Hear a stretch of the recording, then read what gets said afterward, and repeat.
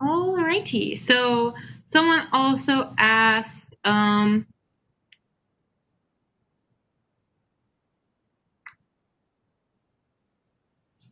if we can do question 17 from the chapter 13 set of practice problems.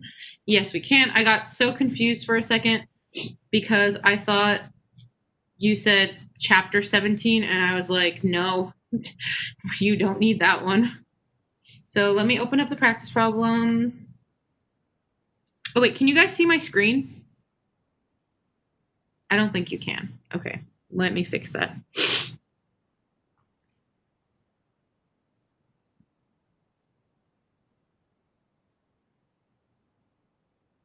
Also, I took note of what you guys were saying. So if you have any more specific questions or topics, say it in the chat while I open this up.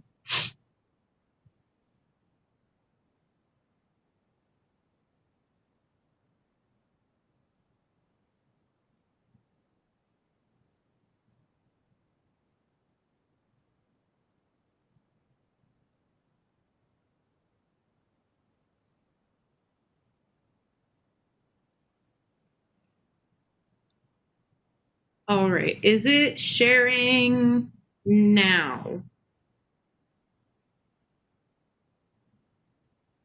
Yes, perfect. Okay. So, why do you do this? So since we're already here, this is like the one I already had open. We'll just go through these two specific questions first.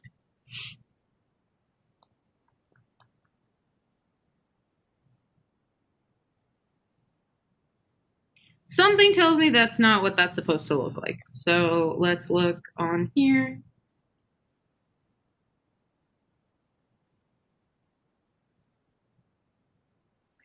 That's annoying.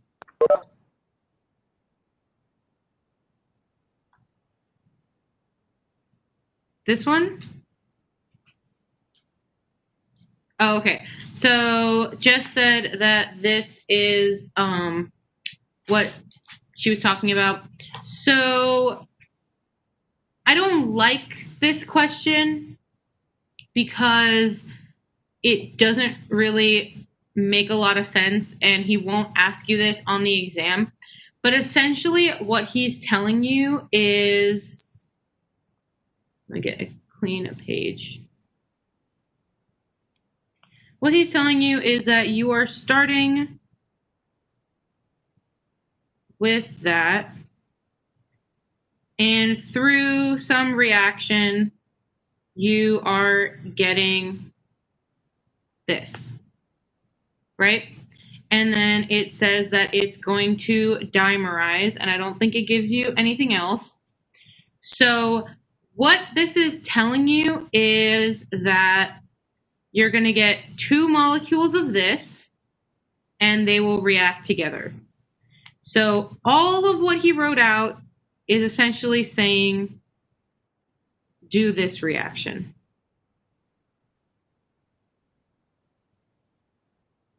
Which we would then do by connecting these sides and moving the electrons in a circle, and you get this big rectangle shape.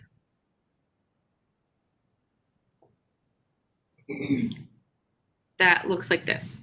I know it's really weird looking. He won't have a question like this on the exam. I'm like 99% sure, because it's really confusing looking and he doesn't cover this stuff.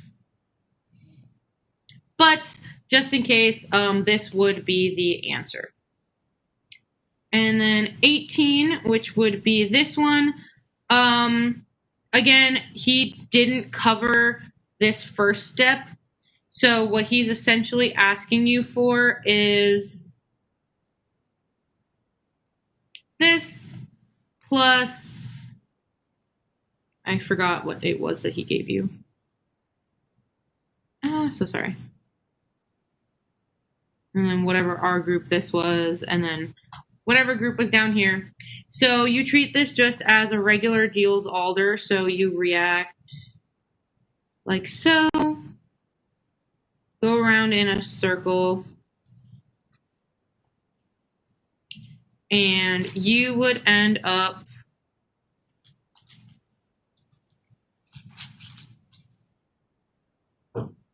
with this and this. Oh, that's really weird looking.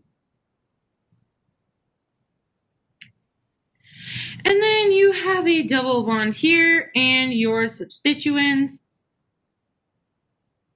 like that. Another one where this is technically something that is a regular Diels-Alder, but you don't usually ever get reactions with this popping up because it looks really ugly. But again, just so you guys have it, this would be the final product.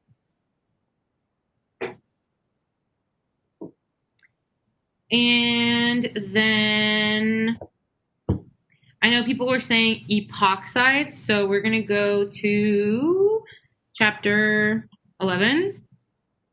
And I'm just going to go ahead and clear this page, and we're going to do this together. That's not the one I wanted to clear, but cool. All right. So let's say we have something like this, where we have an epoxide, where one side is tertiary and the other side is primary. And here we have it in acid, and then we'll do the same thing in base. So in the first step, we are going to protonate by stealing that hydrogen. So we get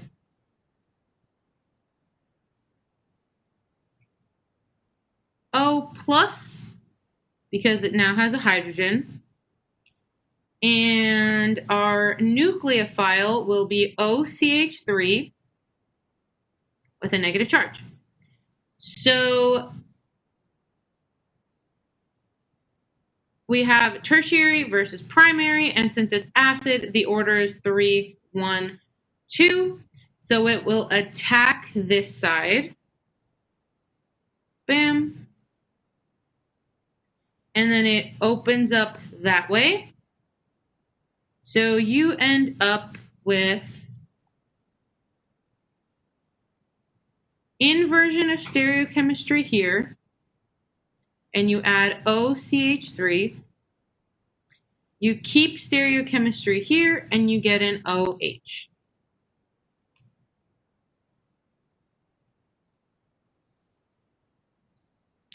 And then the one that I did in the exam review, I honestly don't remember which one I did in the exam review, but I will open it up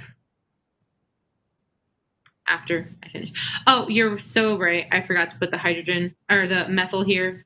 So there would be a methyl that will be dashed. I am sorry about that.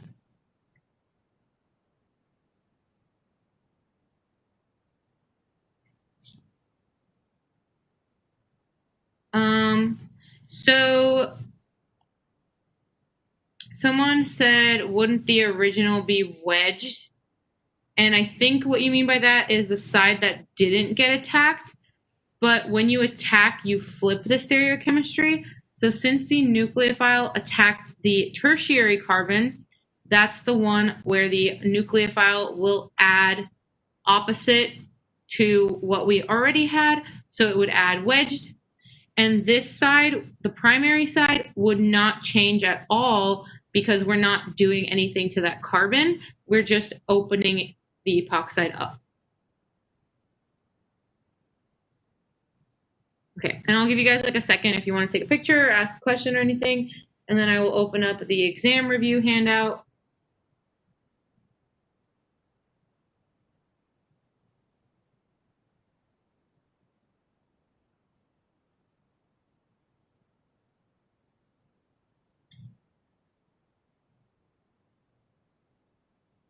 So do you mean this last one, Andrew? Yes? Okay, cool. So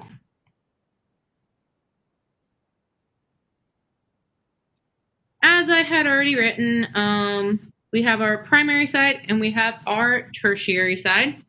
So there are two ways that he could ask this question.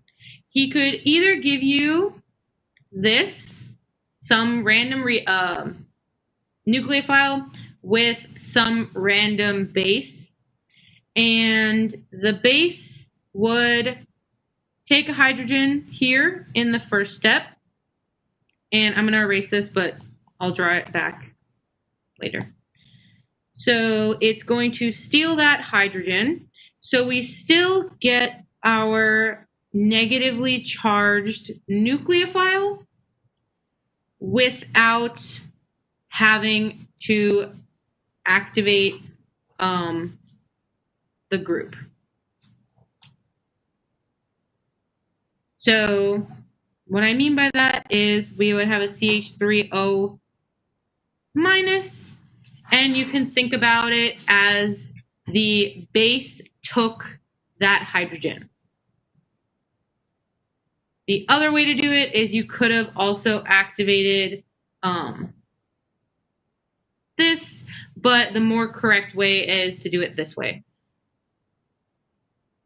And then someone said, would that always happen between the solvent and the base? So in reality, everything is going to react with everything. Like, there's a lot of stuff going on. That's why there's usually multiple ways to draw a mechanism. But I believe the most correct way to draw it is, yes, the base would be catalyzing the reaction, essentially. So it's going to turn this into a better nucleophile and make it more likely to attack the epoxide. And so since we are in a base, the order is 1, 2, 3. So we would choose to attack the primary side, and we would kick open the epoxide that way. So again, we do not touch the ring. That's going to stay exactly the same because they're all carbon-carbon bonds. We only break apart the epoxide, and that looks really ugly. I tried to get over it, but I couldn't. There we go. And so this side, the tertiary side, did not change. So our O minus will be wedged. But then we have our dashed OCH3. And then in the last step, this O minus will be protonated by the base that stole an extra hydrogen. It will give back the hydrogen. So whatever our H minus was, that took our proton. We are going to steal that back. And we will get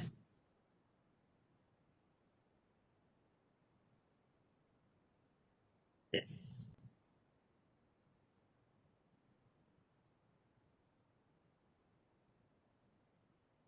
So I know that I did it a little bit shorter and a little bit differently in the review, just because I wanted to give everyone the most simplified possible way to do it. But this is the technically most correct way to do it. And I gave you guys H minus because he usually just gives you simply H minus, so you know that it's a base. But we could have replaced this with any other base like OH or, you know, anything. So I had a quick question. Yes. So when I was looking over the PowerPoints, I kind of thought that the H minus would attack the epoxide.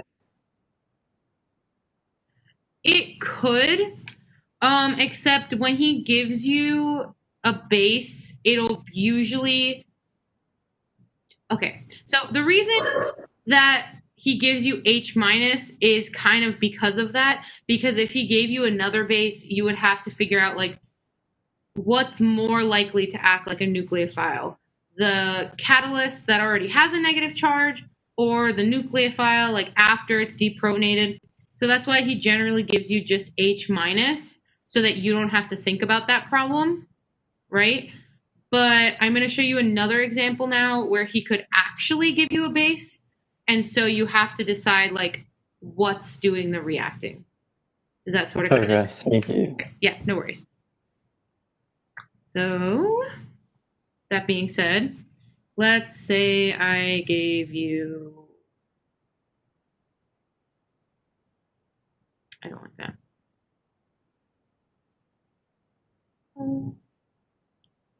Let's say it's wedged, because why not? Let's say it looks like that. Sure. And now let's say we have CH3O minus CH3OH. He will give it to you where it looks like this. And so all this means is that we are going to react with this. And we're actually just going to consider this to be base catalyzed. So even though we have this OH at the bottom, I don't know why they draw it this way or they write it out this way, but he's essentially saying that this is what we had, but it's deprotonated already. So that will act like the nucleophile. Okay, and then that would attack? Yeah. And so between the tertiary and primary, or excuse me, secondary side, which one do you think it would attack? This secondary. Mm-hmm. So, bam.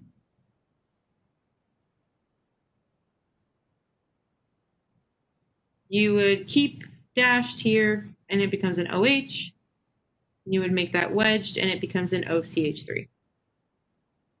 Okay, so the only example like where kind of like the base and the other thing kind of like interacted was like if you had like H minus and then something different? Exactly. Okay. Thank you. You're welcome. But yeah, so kind of like you were saying, if he gave you something like CH3OH, but then in the bottom it was like that was your base, in that case, this would be much more likely to just attack than it would be to take this hydrogen and then this would attack. So that's why if he ever gives you something like that where, you know, it's a base and he actually gives you the base, it will be the same molecule, just deprotonated. I don't know if anything I said makes sense, but I hope it does. Yeah, I'm just still confused on like why the hydrogen like had to like interact with the other one. I'm just kind of like identifying which one was the nucleophile or the base. Yeah, I'm trying to think of a good example. There's a better answer to that question for the following chapters, but for this one, he's not actually going to make you choose like which one to react with. So either the base and the nucleophile will be the same molecule, or he won't actually give you a base. He'll just say that this is in base. But I promise there is a better answer to your question, and I know exactly where the confusion might be. I just don't want to bring it up now because then it'll confuse everyone. Sure. Thank you. You are very welcome. And then other people were also asking for epoxides and like breaking stuff. So was this sufficient, or would you guys like me to go over other stuff, like other cleavages as well?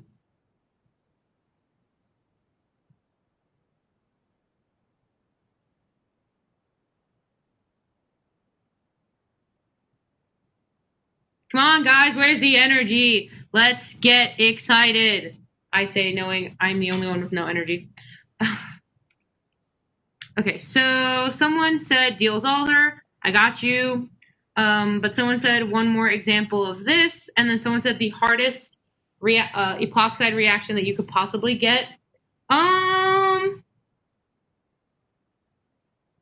Honestly, when we're talking about epoxides, here, let me just... Nope, it's a chapter 12. So I'm going to the chapter 12 handout. to answer this, because I think the hardest kind of questions with epoxides would be one of these multi-step equations. And the reason is not necessarily because the epoxide stuff is hard, but just because there's a bunch of different components to it. So in this case, I think this is one of the difficult epoxide questions because it mixes together Grignard and epoxides. So you guys would have to know that the Grignard reagent would steal hydrogen, make this into a base or a nucleophile, which would then break open the epoxide. Another one would be this one, and the reason I think this one is probably the most difficult is because one, there's a million things going on, and then two, he usually will give you both an acid and a base in the answer choices, and you have to figure out like whether this was broken by an acid or a base. It's already written here that it was an acid, but the way we go about knowing that, excuse me, I was trying really hard not to cough. So the way we go about knowing that is on one side we have a tertiary, the other side we have secondary, and you have to look at the stereochemistry. So we see that the inversion happened on this carbon because the O was wedged and the carbon was dashed, but the CH3 ended up being wedged and the O ended up being dashed. So that means whatever attacked, whatever was the nucleophile, attacks tertiary over secondary. So that must mean which one? Acid or base? Acid, perfect. So that is how we knew we would have to pick the acid catalyst. And then someone said numbers 26 and 27 on the chapter 13 thing. We can do that after, after we make sure we're good with epoxides. Does that sort of kind of suffice for the hardest epoxide questions? Because in general, I think the epoxide questions are pretty straightforward. The concepts, though, don't forget those. So an epoxide is stable in, an ether is stable in what?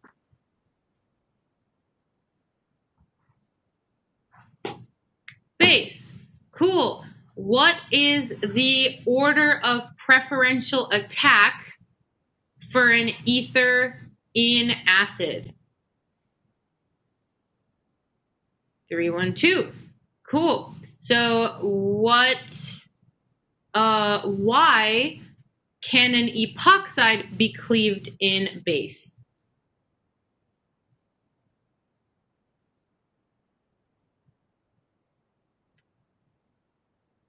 Yes, so you guys got it. Ring strain makes it super unstable. Exactly, something called banana bonds, but he won't ask you for that specifically. Yeah, that's pretty much all the concept stuff.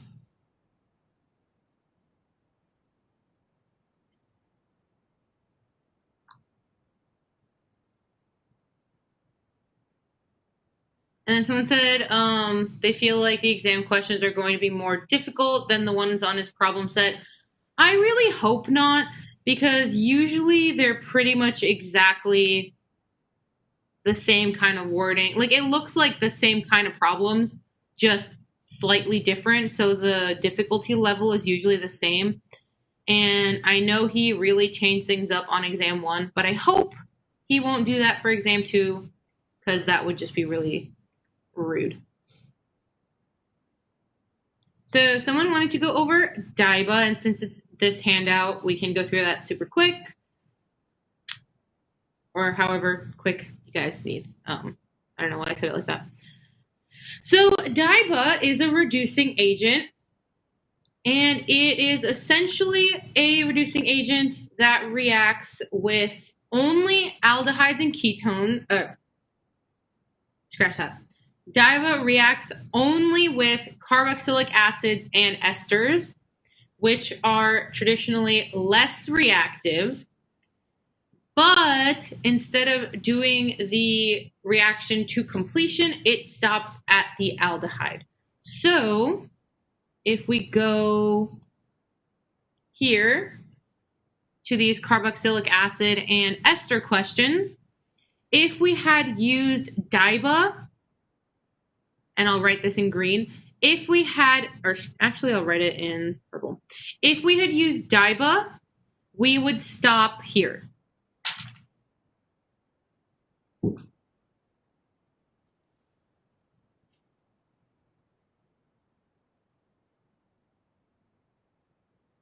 You are very welcome. And if we try to use diba, like with aldehydes or ketones, it's not going to work.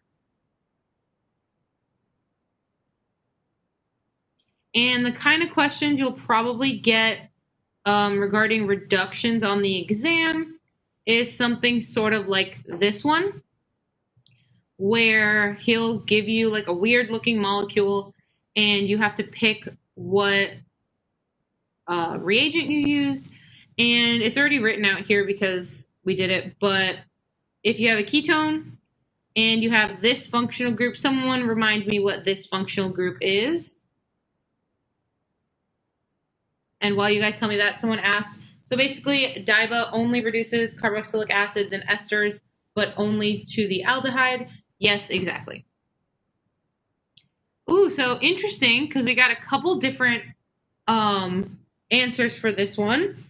And the O2 will usually tell you that it is a carboxylic acid, but in this case, it's O2CH3, which means it is an ester. It's okay if you got it wrong. Just take that as like a sign that you should go through and learn or like practice some of these, what do you call them? Like compound namings.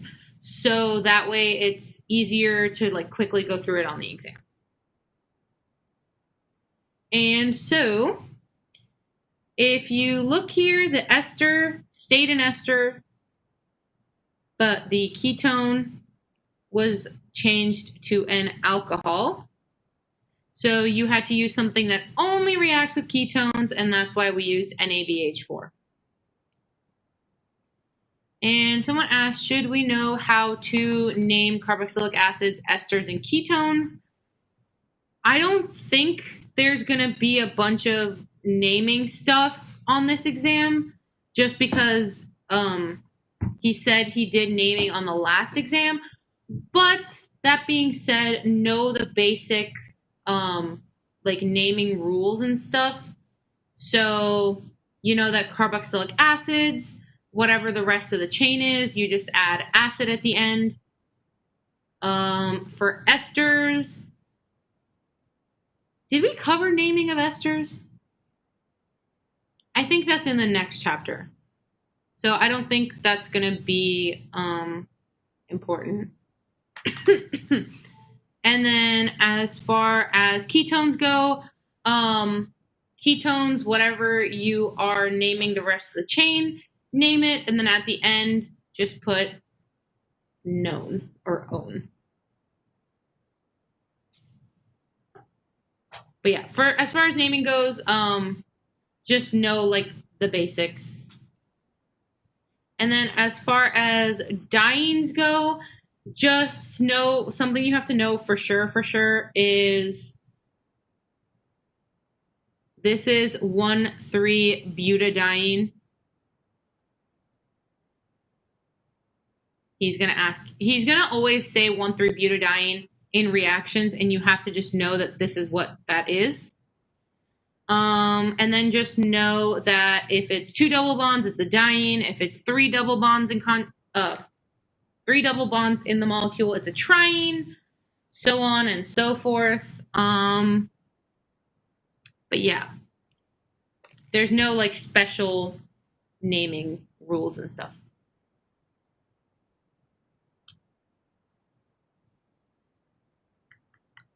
And I'm trying to look at what else you guys wanted, but I don't remember anything else. So did I miss anything that you guys asked to be covered?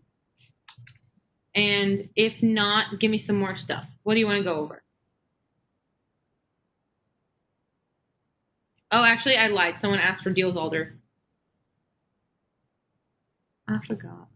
Okay, so what? Oh, and 26 and 27. Since it wasn't showing up right on Notability, I'm just going to go back to Canvas. Let's look at... That's nice. So are these like 26 and 27, or did they just completely disappear?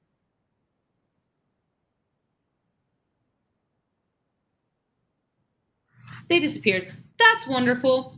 Well, if you want, you can send those to me and I can email you. Hold on, that looks weird. I'm just going to look at it on my laptop and write it down. You gotta love Canvas.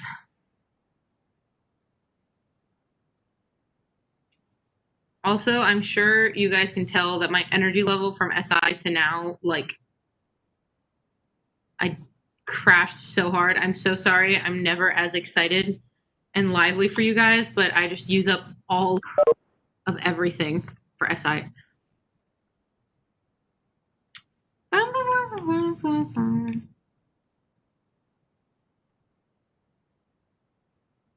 Oh, and I also noticed that Dr. West put exam reviewing procedures on Canvas.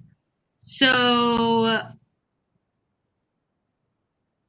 I guess you guys can review the exam. I haven't looked at how to go about doing so, but I think that's pretty cool. It comes in handy for the final, for sure. All right, so 26 and 27.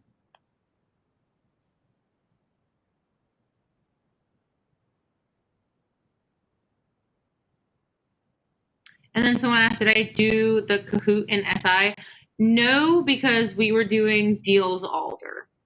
I think Katrina said she's going to like recover that, and I said I would do a video covering that. I'll try to do that today, but we shall see.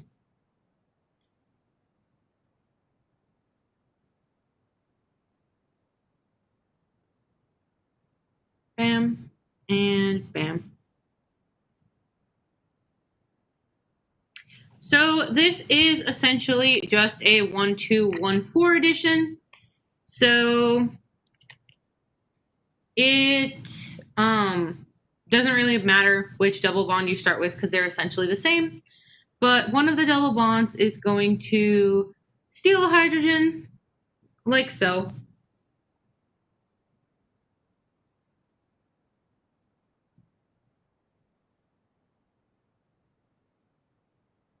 Oh, my bad. So we end up with an H being added here. And now we have a positive charge here. So we also have to keep our Br minus. And we have two options. We can either go and immediately attack there, or we can do resonance. And if we do resonance, we will get hydrogen doesn't move. We get our positive charge on this carbon, and our double bond ends up here. And at this point, again, our Br minus can attack, but it's going to attack there. So the final product would look like this for our first mechanism, or like this for our second mechanism where we did resonance. And so if we're looking at the relationship between the H and the Br, we would do 1, 2. So in relation to one another, they are the 1, 2 product. And now we have 1, 2, 3, 4. So in relationship to one another, they are 1, 4. So it is the 1, 4 product.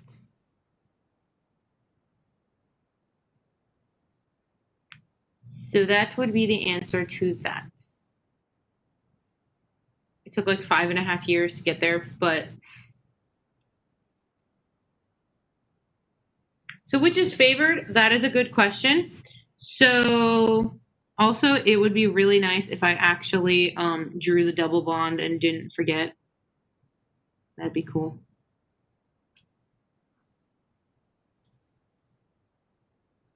So since we have to consider the kinetic and thermodynamic, we have to first look at the stability of the double bond. So this is a di-substituted, and this one is also a di-substituted, right? So we can't tell which one would be the thermodynamic product, but we know that, as Alexander said, the 1,4 product, actually, so why do you say the 1,4 product would be kinetic?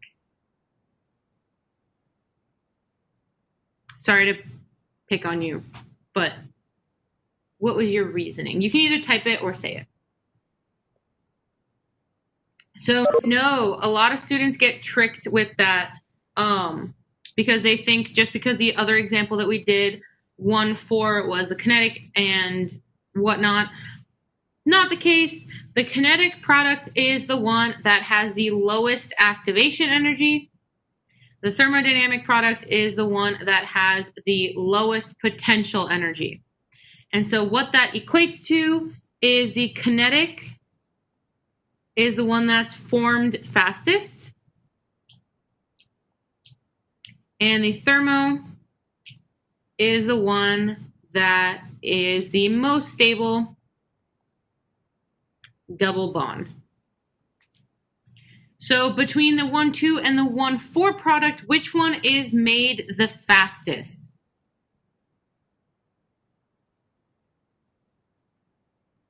AKA in the least number of steps.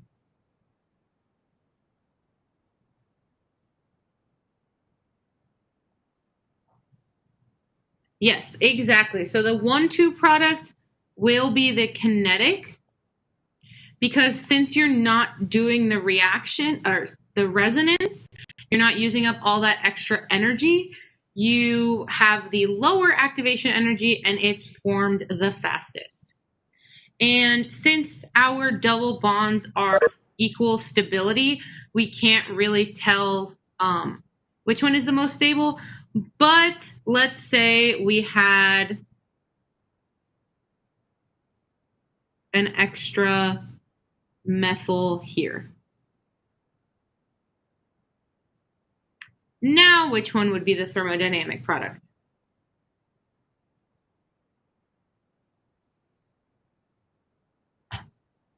Thermo is the most stable product. Yes, you're right. So in which of these would we have the more stable product? Remember, when we look at stability, we're looking at the double bond. Exactly. So this double bond is di-substituted. This one is tri-substituted. So in this case, this one would be thermodynamic. But if I hadn't added this group, we wouldn't be able to tell. So they would both be created in equal amounts.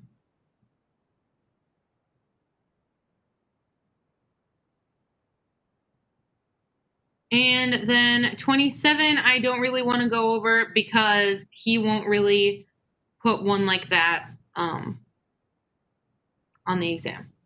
And then someone said, isn't thermodynamic the one that's formed without resonance? No. So let's just cover thermodynamic versus kinetic really quick, because I know that can be a little bit difficult. So thermo versus kinetic. So the thermodynamic product is the one that has the lowest potential energy. And potential energy is the energy of your final product. So this means that it has the most stable final product. And in the case of 1-2 additions and 1-4 additions, sorry, I just had a stroke. This equates to the most stable double bond.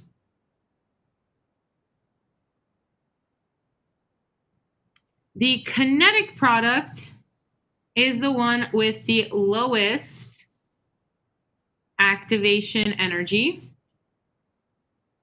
So it's the one that's formed in the least number of steps.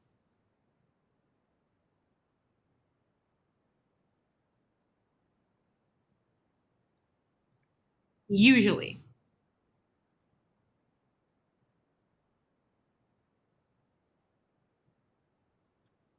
So, with this information in mind, if we go back to what we did before, and let's pretend that the methyl was there the whole time.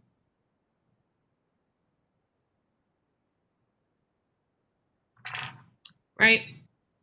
So we do the first step like normal, and we are left with this positive, and then we can do resonance to get the positive charge over here.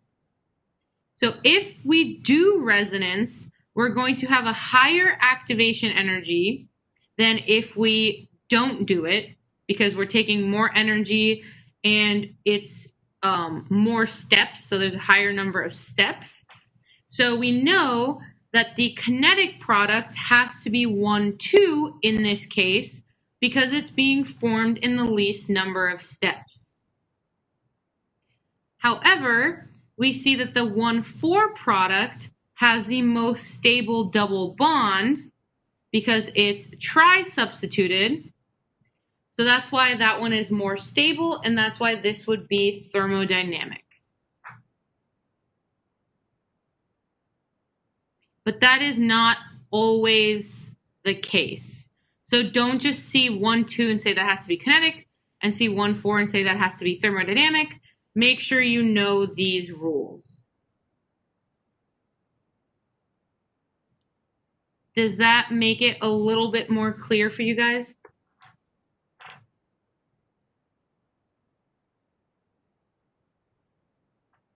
Okay, cool. We got a couple of yeses. If you have any questions, please don't be afraid to ask. That's what I'm here for. There are no bad questions. Okay, so if no more stuff here, we have like 5 more minutes, so we can cover like one more topic. If you guys would like, let me know what it is.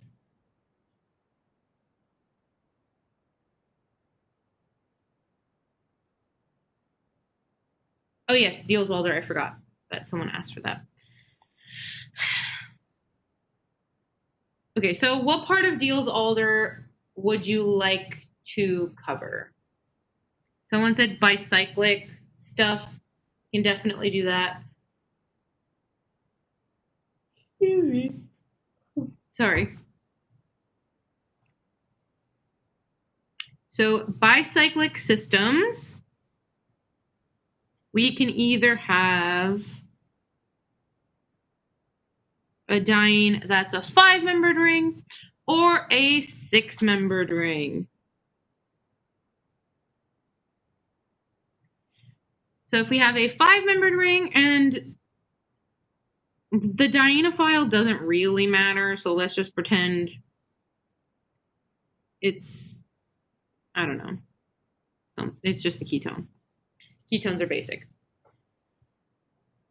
Not basic as in like versus acidic, just like, you know what I mean. So this double bond is the dienophile. These double bonds are the diene. And so the quick way to do this is you have a ring. It's going to be bicyclic. So you know, if you draw in 3D, you have a bridgehead, like so. If you draw it flat, this is what your bridgehead will look like. Right? You also know that there has to be a double bond here. There always is. And now all you're left with is your two substituents. And so you know, because I told you, endo is 99% of the time favored. So you know that this is going to point down whatever group it is. And down equals dashed.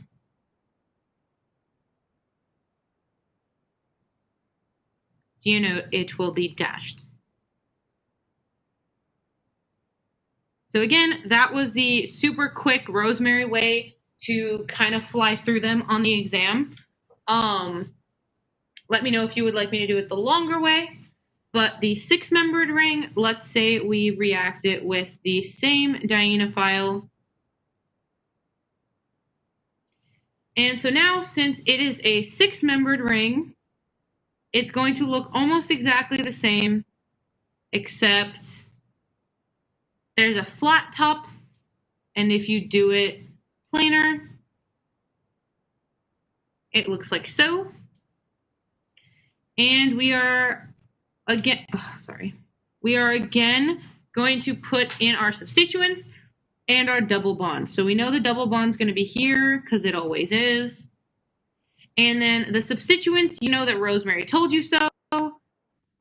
And because of other stuff, our substituents will prefer to be endo, so they will be dashed.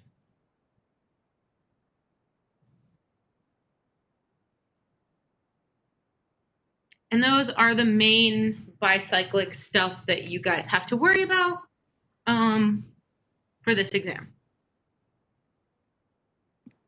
How did you know it was endo, like the ketones were gonna go down? Because as far as this class is concerned, endo is always preferred. Unless he doesn't ever ask about this, but just in case he does, the only time endo would not be preferred is if you have an oxygen in the bridgehead. And in that case, if you reacted it with the same thing, it would look like that. And this is the only time you would want to do exo. So they would be dashed. Or, excuse me, wedged. They would be wedged.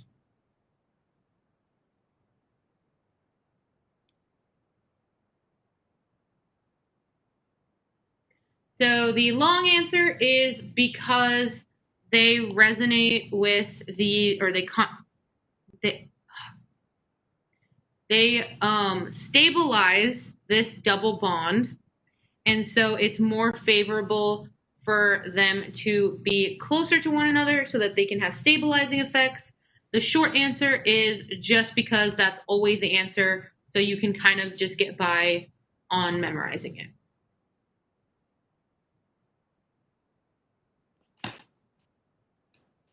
Yes. What's up?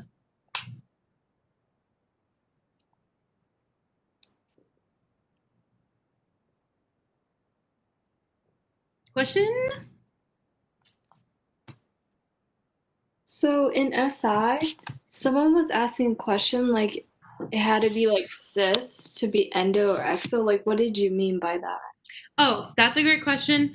So, in order to be considered endo or exo, the dienophile has to have these groups on the same side.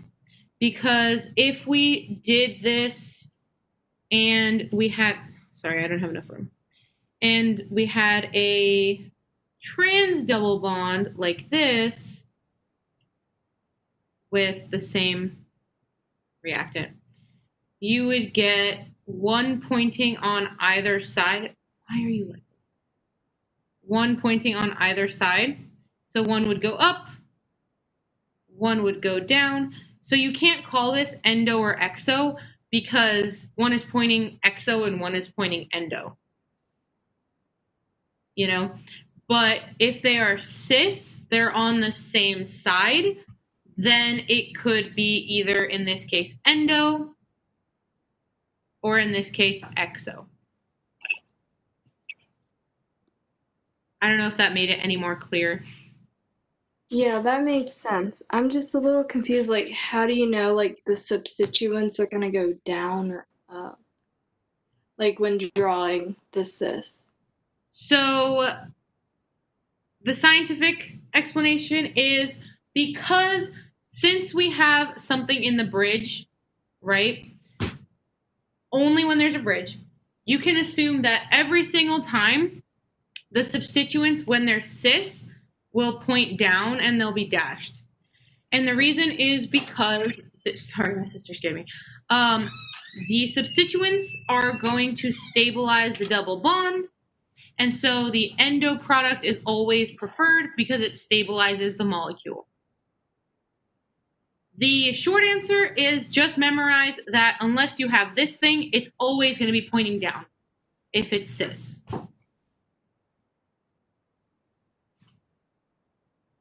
So, the one at the bottom, This one? like with the oxygen, yeah, Mm-hmm.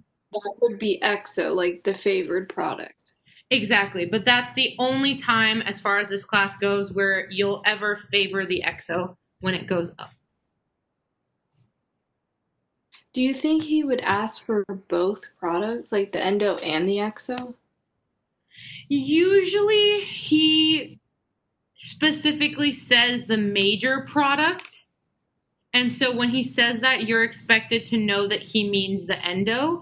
But if he says, what are all of the possible products, then you could say, yeah, both endo and exo. But usually he'll say the main product.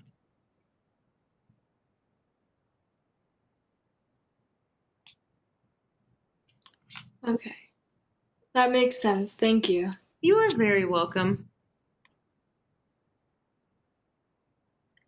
Okay, so I know we kind of jumped around a lot today because there are a lot of different kind of questions, but does anyone have anything else before we close for the day?